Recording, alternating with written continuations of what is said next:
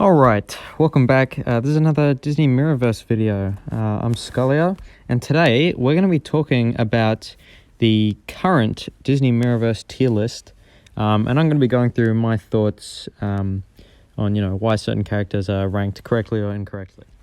So, I'll have the tier list on screen right now.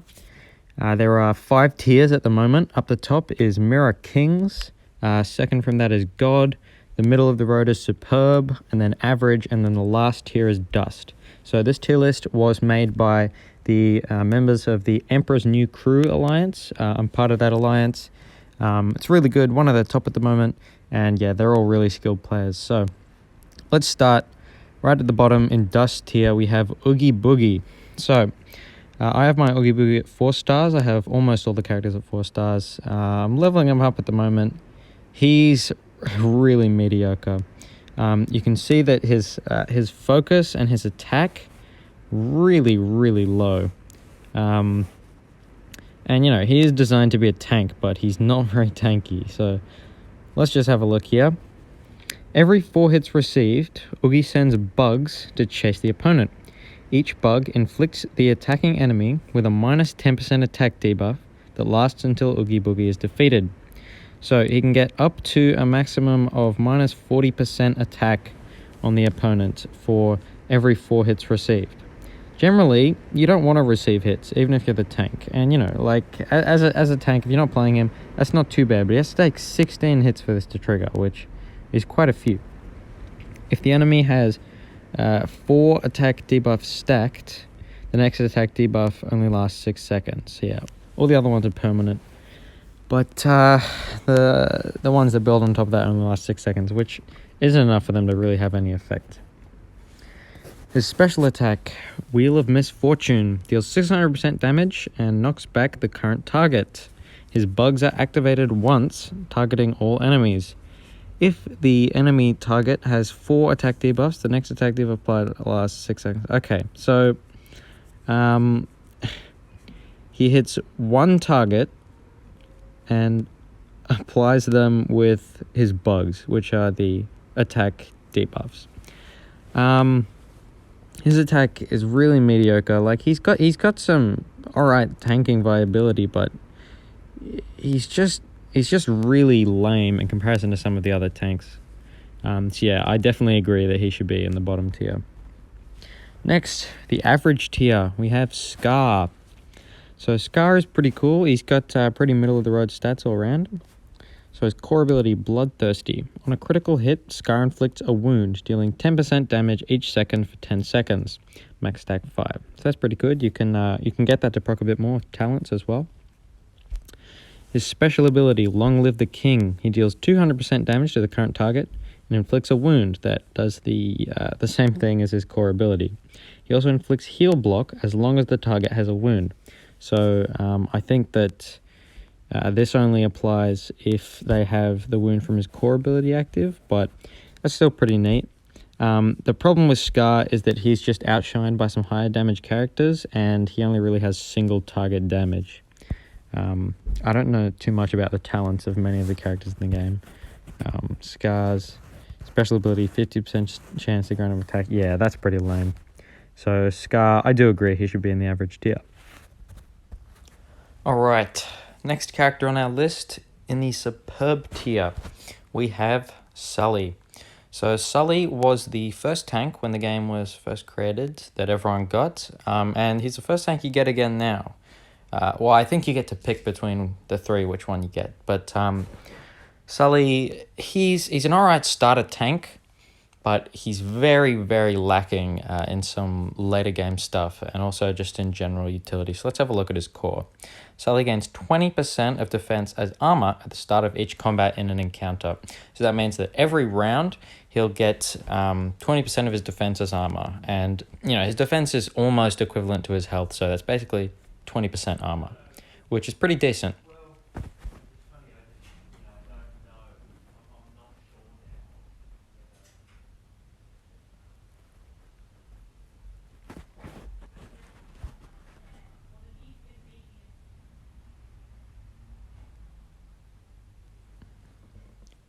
Next up is Sully's special ability.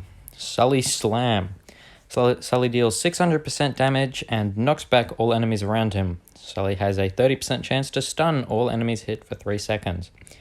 The range on this attack is so minimal that it's practically irrelevant. And the stun chance is so low that it almost never happens. He's got, pretty average tank stats, but he's just so lacking. Let's have a quick look at his top talents. Sully's core grants an additional 5% armor when activated. That'll be upgraded as well. That's not too bad. His best one is kinetic transfer. When Sully activates his special, he gains 2% armor for each enemy target hit. This is good, but once again, the range is so bad that unless there's 5 or 6 enemies on him, he's really not getting much out of this. Alright, let's take a look at the next character on the list. We have Buzz Lightyear. So I actually haven't unlocked Buzz yet. I was considering going between Scar and Buzz Crystals, but I went for Scar. So Buzz is a ranged character. You can see all of his stats are pretty low, but his focus is mad. It's really, really high in comparison to his other stats. So his core, Disruptor Pulse. Critical hits from Buzz basic and heavy attacks remove 10% armor from enemy target.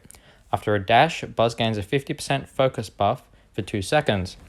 So if you can stack up those armor breaks or those, armor removals and then get that focus buff, his special will be pretty nice. Special, Disruptor Cannon. Buzz deals 100% damage to all enemies in a straight line. 100% of each target's armor is removed. If an enemy target has no armor, Buzz instead deals 60% shock damage per second for 5 seconds. So most enemies in this game won't have armor, and if they do, you can just remove this with his ability.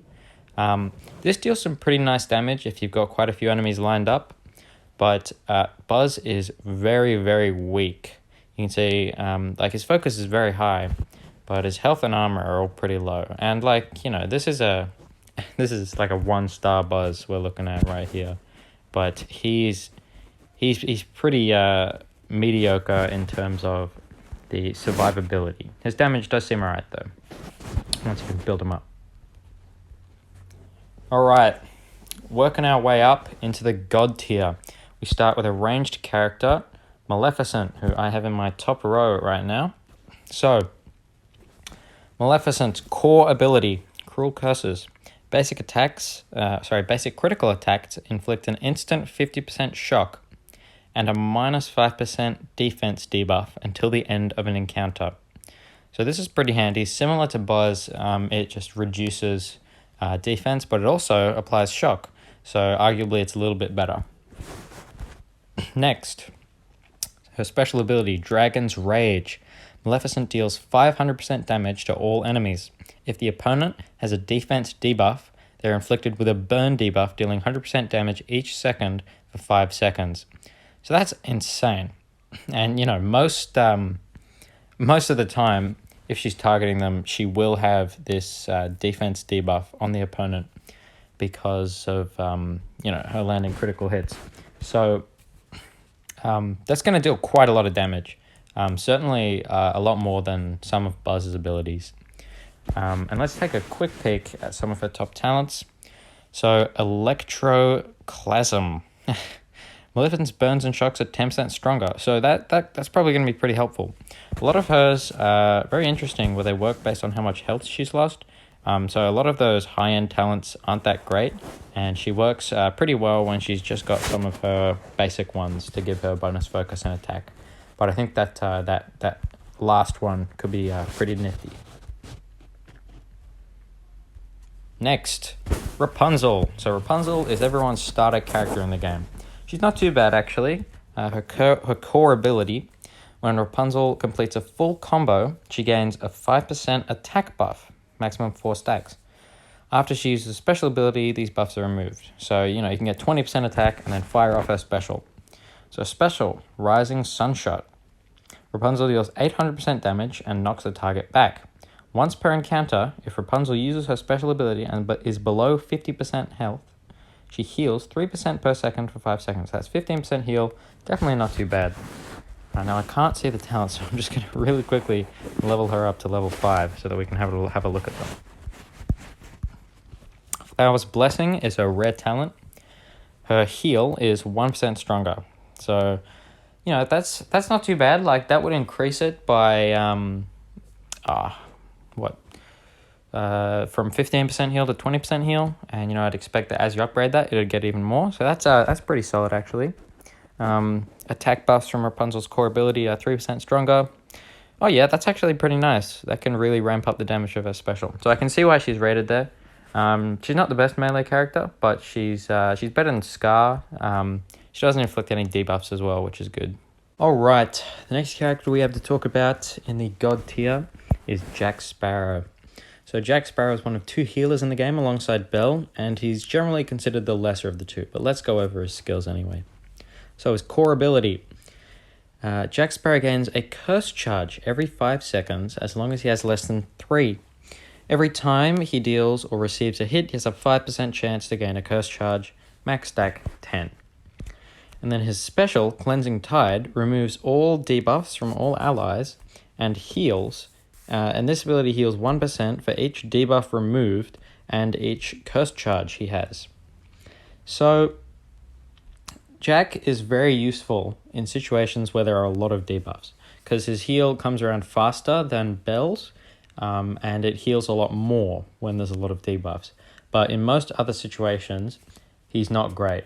Additionally, AIs like to use their heavy attacks, and Jack really just benefits from using basic attacks so he can build up his stacks to heal more. So he is not going to be very good unless you're playing as him. And generally, you don't want to play as the healer. You want them to be just sort of healing in the back, which is why Belle is generally considered better than Jack. But Jack, he's not too bad. Let's have a quick look at his rare talent. Jack Sparrow's special ability has a 50% chance to add 10% focus to the party for the rest of the encounter. Yeah, that's pretty mediocre. Once again, only a 50% chance to happen, so not great. So yeah, Jack, you know, he is a healer, so he's still going to be very helpful. If you don't have Belle, he's a great substitute still, so that's why he's still in the God tier. He's just not right up the top. Starting off the top, however, we do have Mulan. So Mulan is generally rated as the best melee character in the game. I am very lucky to have her as a 5-star, my only 5-star. I got her very early on. She 3-starred the entire, story quests for me. She's just so helpful for that. So let's have a look at her abilities. Her core, dual blades. Mulan's basic attacks can hit up to 3 enemies adjacent to her. If Mulan has no defense buffs, her heavy attack grants a 30% defense buff for 6 seconds. So this actually doesn't come into play too often. The multiple enemies part does, but I found that generally heavy attacks aren't that useful. I wonder if this could be a bit of a strategy to use, just a heavy attack with Mulan, but I haven't really tested it out too much. Her special ability, Ancestral Swords. This is an amazing ability. Mulan deals 180% damage per second for 5 seconds to all enemies within range. This has a lot more range than Sully's special attack, and because it lasts for a long time, you can stay within range and do up to, almost 1,000 damage to the opponent. And because she is a melee character, she has very high damage. Surprisingly, actually, she has very high defense as well. So yeah, Mulan is just an all-round pretty good character. As well, her rare talent, the duration of Mulan's special ability is increased. That's just awesome. I actually don't know if I should upgrade that. I'll wait a little bit to upgrade that, but I'd expect that time would increase even further, which would mean she'll get even more damage in. So yeah, definitely the best melee character in the game. Next, the best tank in the game, Baymax. So the reason why Baymax is so much better than... pretty much every other character is better than Oogie Boogie. But the reason why he's better than Sully is because of his core ability. Baymax grants a 25% defense buff to other teammates in a small area around him, and he has immunity to wounds. So both of these things, the first one, he's doing his job as a tank by protecting the entire team, which is what a tank should do. Plus immunity to wounds, that's pretty big if you're fighting someone like Scar, or I think Merida has wounds as well. And then his special is just insane. Baymax activates his armor field for 5 seconds. While in this field, Baymax and teammates gain 2% of their total defense as armor every second. So that's 5 seconds, 2%. So they'll be getting about 10% of their defense as armor. So that's pretty nice. And then this is the best part. Enemies within the field are inflicted with stun for 3 seconds while armor field activates.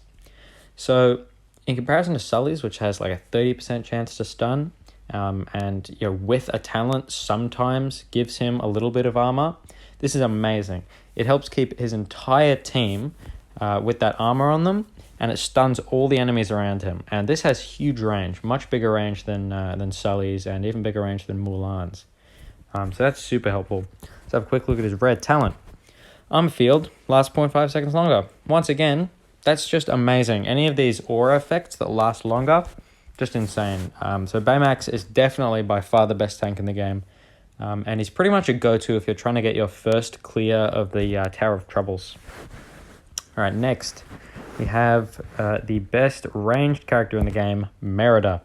So Merida, like all ranged characters, definitely not very tanky, but she has really, really good crit damage. So we'll have a look here. Core ability. Every 4 shots, Merida gains a Wisp focus buff, granting 20% critical chance and guaranteeing a critical special ability for 5 seconds.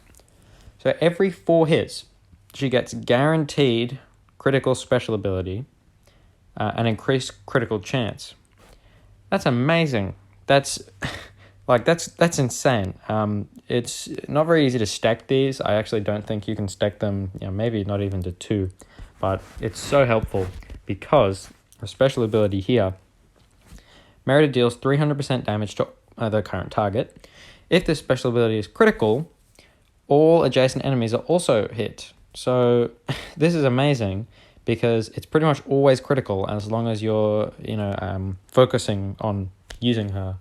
Because you just get 4 hits and then guaranteed critical special, and that hits all adjacent enemies. Hit enemies are inflicted with a wound debuff, dealing 33.3% of damage per second for 8 seconds. So per second for 8 seconds, that's insane. That becomes, like 260, 70% of her damage? Which, it's spread out, but that's still amazing. Then we'll have a quick look at Merida's big ability. Basic critical hits inflict a wound that deals 3.75% damage per second for 2 seconds. So that's not great. They're definitely better. I have inquired, and a lot of people say that similar to Maleficent, she benefits a lot from just having her common talents, granting that additional focus and attack. Because a lot of these, it's just bonus critical damage or bonus chance to get a critical hit or something, which she doesn't really need because she's already got a lot of damage and guaranteed crits on her special. So yeah, Merida, best ranged character in the game. Then we move on to Belle. So Belle, out of the 2 healers, is by far superior. She is definitely one of the other characters that you want to run on your Tower of Troubles team.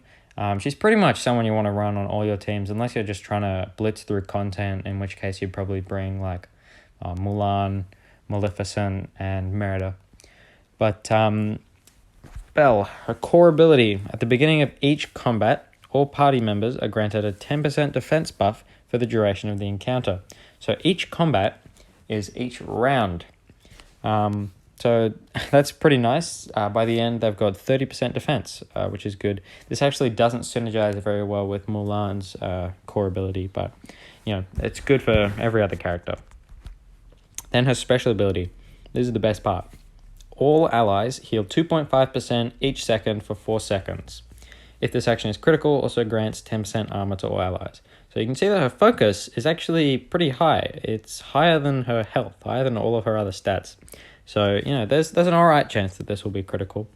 And additionally, you can increase this heal. So 2.5% for 4 seconds. So that's, 10% health all up? But this talent right here, Healer's Touch, heals from Belle are 30% stronger. So that's going to increase that from 2.5% to like 3.2% around about. And it's not the biggest increase, but once you get that up to rank 6, I'd expect that to be about 50%.